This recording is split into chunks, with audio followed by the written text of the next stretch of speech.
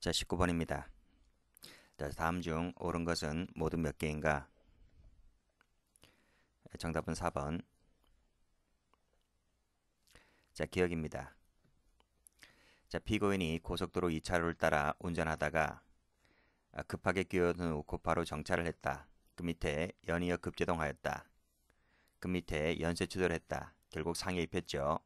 자, 그랬을 때 피고인의 정차와 사상 결과 발생 사이에 당연히 상당 인과관계가 있는 것이고 예견 가능성도 있다고 봤습니다. 그래서 결과적 가중법을 인정한 판례입니다. 동그라미. 2번 시속 6, 70km 속도로 진행을 했다. 감금이죠. 그리고 이 감금 상태를 벗어날 목적으로 빠져나오려다가 상해를 입고 사망에 이르렀다면 당연히 감금과 사망 사이에는 상당 인과관계가 있습니다. 그래서 감금 치사죄 성립을 인정한 판례입니다. 동그라미. 자, 찜질방 직원 몰래 후문으로 나갔다는 거죠. 술 마신 다음 몰래 들어와 잠을 자다가 사망했을 때 찜질방 직원이 이걸 압니까 모릅니까? 모르죠. 그래서 찜질방 직원은 모든 자를 통제 관리해야 할 업무상 주의 의무가 없다는 겁니다. 그래서 그 의무 위반과 사망 사이에는 인과관계가 인정되지 않습니다. 레얼. 자, 복막염에 대한 진단과 처치, 지연 등의 과실로 제때 필요 조치를 받지 못하였다면 피고인의 사망과 피고인의 과실 사이에는 인과관계가 인정되며, 자, 피해자가 피고인 지시를 일부 따르지 않거나 퇴원한 적이 있다 손치더라도 이거 앞에서 배운 적 있죠? 단절되지는 않습니다. 동그라미. 20번 옳지 않은 것, 옳은 것은 정답은 4번입니다. 자, 1번 운전하던 중 과실로 충격하여 반대 차로에 넘어지게 했다는 겁니다. 자, 그 직후에 A가 반대 차로를 운행하던 다른 자동차에 깔려 사망했을 때 당연히 인과관계가 인정되죠. 틀렸습니다. 칼로 A를 찔러 부상케 하였다. 1개월 후에 폐혈증으로 사망했다고 할 때 당연히 칼로 찌른 행위와 사망 사이에는 인과관계가 인정됩니다. X. 자, 폭행으로 장파열을 일으켜서 병원에 옮겨진 A가 장파열로 인한 복막명이 유력한 원인이 되었다는 겁니다. 자, 그랬다면 의사, 수술 지연이 함께 원인이 되었다 손치더라도 갑의 폭행과 사망 사이에는 인과관계가 인정됩니다. 틀렸습니다. 평소 고혈압 증세를 앓고 있었다. 갑의 폭행으로 넘어질 때 자극 때문에 뇌출혈로 사망했다고 할 때 갑의 폭행과 사망 사이에는 인과관계가 당연히 인정되죠. 21번입니다. 옳은 것은 정답은 4번입니다. 자, 1번 열차 사건은 많이 봤을 거예요. 자, 그래서 위충돌 사고로 놀라 넘어져 상처를 입었다면 직접 충돌하지 아니하였다 하더라도 당연히 인과관계가 인정된다고 본 판례입니다. 6, 70km로 진행한 것은 감금이죠. 자, 이 감금 상태를 빠져나오려다가 떨어져 사망했다고 할 때 인과관계가 인정된다. 그래서 감금치사죄 성립을 인정한 판례입니다. 자, 봉침 사건입니다. 과거 봉침을 맞고도 별다른 이상 반응이 없었다는 답변을 들었다는 거죠. 그래서 여러 번 경험이 있으니까요. 그래서 충분한 사전 설명 없이 봉침을 놓았는데 갑자기 쇼크 반응을 일으켜서 상해를 입었다는 겁니다. 판례는 설명을 하였었더라면 당연히 피해자가 시술을 거부했을 것이라고 볼 수가 없다면,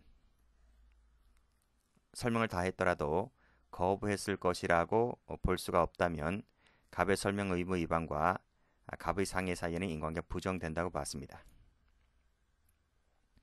자, 4번 전원을 지체했다. 고혈압 환자다. 사정을 설명하지 않아서 A가 사망했다고 할 때 여기서 1시간 20분이 지나 수혈이 시작된 상황이 있었다 할지라도 이 갑의 과실과 사망 사이에는 인과관계 단절되지를 않습니다. X.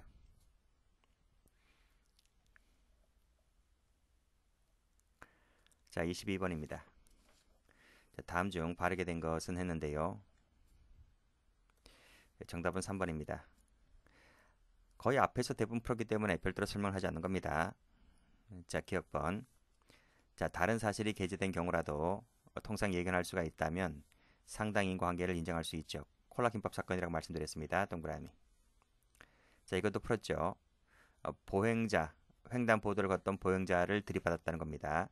그 충격으로 밖에서 걷던 동행자 을이 넘어져 상해를 입었다고 할 때 갑을 모두에게, 갑에게, 을에게 모두에게 인과관계가 인정된다 했어요. X. 자, 인과관계를 판단함에 있어서는 일반적, 평균적 판단 능력을 갖춘 성인, 그리고 충분한 보호와 교육을 받은 또래의 시각에서 인과관계를 판단해야 되고, 피해자 입장과 관점은 고려할 것이 아닙니다. 이러한 피해자 입장과 관점도 고려를 하죠.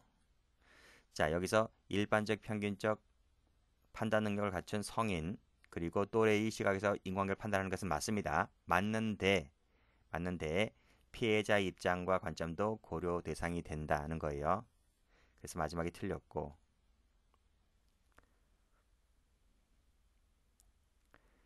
자, 1번. 강간 사건 다 아시죠? 강간을 당한 피해자가 수치심과 장래 절망감 등에 있었다면 자살했다는 것입니다. 그랬을 때 인과관계가 부인된다 했어요. 강간죄만 책임을 집니다. 23번. 옳은 것은 정답은 1번입니다. 자, 기억번. 거의 대부분이 인과관계는 거의 판례 위주로 나오는데요. 가끔 보다 보면 이 학설도 나옵니다. 그래서 수험생 여러분들은 이 학설도 좀 보셔야 됩니다. 판례만 보지 마시고 가끔씩 이렇게 등장하거든요. 자, 합법 직접 조건설 나왔습니다. 합법 직접 조건설, 그리고 그냥 단순 조건설, 이런 것들 비판점들 개념 정의도 꼼꼼하게 보셔야 됩니다.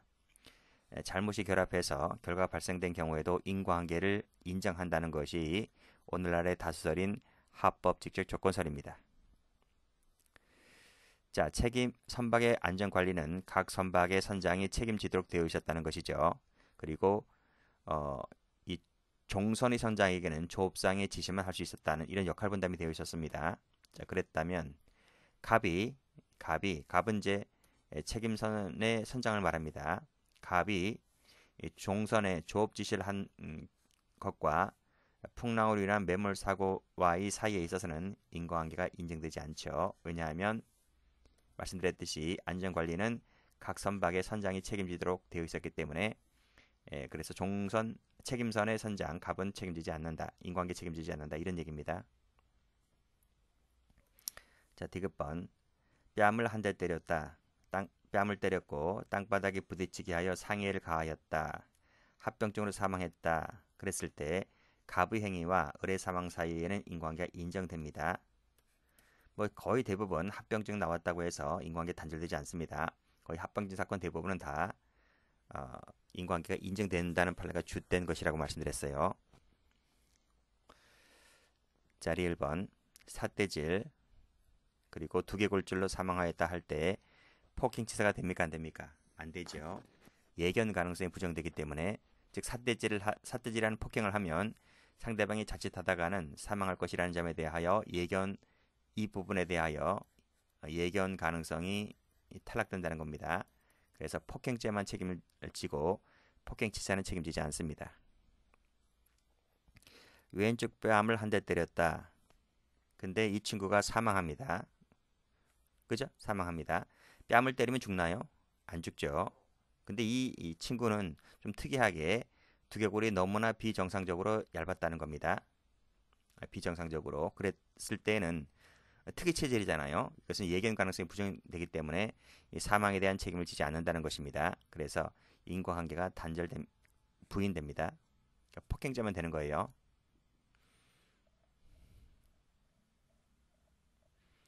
24번. 인정되는 것은 정답은 4번입니다. 1번. 좌회전 금지 구역에서 좌회전을 했다. 근데 후행 차량이 중앙선을 넘었다는 거죠. 자, 그래서 사고가 발생했다고 할 때 좌회전 금지 구역에서 좌회전한 것과 사고 발생 사이에는 인과관계가 부인된다 했어요. 뒤에 있는 사람이 더 잘못했다는 거죠. 자, 살인과 사망과의 사이에 있어서 이 콜라 김밥이 계제가 됩니다. 그래서 이 콜라 김밥을 잘못 먹고 사망하죠. 그렇죠? 자, 그렇다 손치더라도 요 살인 행위를 하면 사망할 것이라는 점에 대하여 통상 예견이 가능하잖아요. 그렇기 때문에 갑의 살인과 사망 사이에는 인과관계가 인정되기 때문에 살인죄 기수 책임을 인정했던 판례입니다. 동그라미. 자, 계속 교제하기를 원한다는 자신의 제의를 이 피해자가 이제 거절합니다. 그러니까 막 폭행을 가하죠. 자, 그래서 이 계속되는 갑의 폭행을 피하려다 도로를 건너가고 하는 겁니다. 그 사이에 이제 차량에 치여서 사망하게 되는데 이때 갑의 상해와 사망 사이에는 인과관계가 있다고 봤습니다. 폭행 치사죄 아니면 상해 치사죄 이것을 인정하게 된 판례입니다. 기본 범죄를 피하려다가 발생한 사건 사고는 거의 100% 상당 인과관계를 우리 판례가 인정합니다. 자, 뺨을 때렸다, 땅바닥에 부딪히게 하였다, 상해를 가한 다음에 사망했는데 이때 요 합병증이 게재되었다 하더라도 요 첫 번째 폭행과 사망 사이에 있어서의 인과관계를 요 합병증이 단절시키지 못합니다. 그래서 이것도 인과관계가 있다. 즉 상해와 사망과의 사이에 있어서는 인과관계가 있다. 이렇게 봤습니다. 25번. 다음 중 인과관계가 인정되는 것을 모두 골라라. 정답은 1번입니다. 1번 풀었잖아요. 뺨을 한 대 때렸다. 부딪히게 하였다. 땅바닥에. 그래서 상해 발생하였고 사망했는데 가운데 뭐가 끼어 있다고요? 합병증이 끼어 있다고요. 근데 합병증이 인과관계를 단절시키지 못한다고요. 그래서 피고인의 범행과 사망 사이에는 인과관계가 있다고 봤습니다. 방금 앞에서 풀었잖아요. 자, 니은번. 피해자가 법인 단체인 경우에 있어서 그 실무자인 일반 직원이나 구성원은 기망임을 알고 있었는데 정작 대표자 또는 의사결정권자는 그걸 몰랐다는 거죠. 자, 몰랐다면 그 기망과 처분행위와의 인과관계는 있다 없다? 있다는 거죠. 있다. 그래서 사기죄가 된다는 얘기입니다. 그래서 이 대표자의 착오로 인해서 처분행위가 발생했죠. 처분행위가 발생했다면 사기죄가 된다는 것입니다. 기망을 인정하는 거죠. 자, 디귿번. 성매매 폭행을 하기 시작하였는데 막 이제 폭행 협박을 가하죠. 그렇죠? 자, 기분 나쁘다면서 방을 나가면서 우발적으로 지갑에서 20만 원을 가지고 갔다 할 때 강도가 됩니까? 강도 안 되죠. 왜냐하면 폭행을 썼는데 폭행할 당시에는 강도죄의 고의가 아닙니다. 이것은 이제 폭행을 시작했다라는 부분은 강도의 고의가 아닙니다. 그렇죠? 지금 성매매 과정에서 시비가 붙은 거예요. 시비가 붙어서 때린 것이지 강도하려고 때린 것이 아닙니다. 그래서 강도죄의 고의가 아니기 때문에 재물 탈취와 사이에 있어서 강도가 탈락됩니다. 이 강도죄의 고의로 폭행한 것과 재물을 가져간 것은 인과관계 없는 거죠. 그래서 뭐가 될 뿐이다? 절도만 될 뿐이다. 절도가 될 뿐이다는 겁니다. 좌회전 금지 구역에서 좌회전을 했다. 후행 차량이 중앙선을 넘어서 침범을 했다. 사고 발생했다고 할 때 좌회전 금지 구역에서 좌회전한 것과 사고 발생 사이에 있어서는 인과관계가 단절된다 그랬어요. 여기도 단절되고요. 왜요? 후행 차량이 더 큰 잘못을 저질렀기 때문에 그런 말이죠. 그렇게 판례는 판단을 했습니다.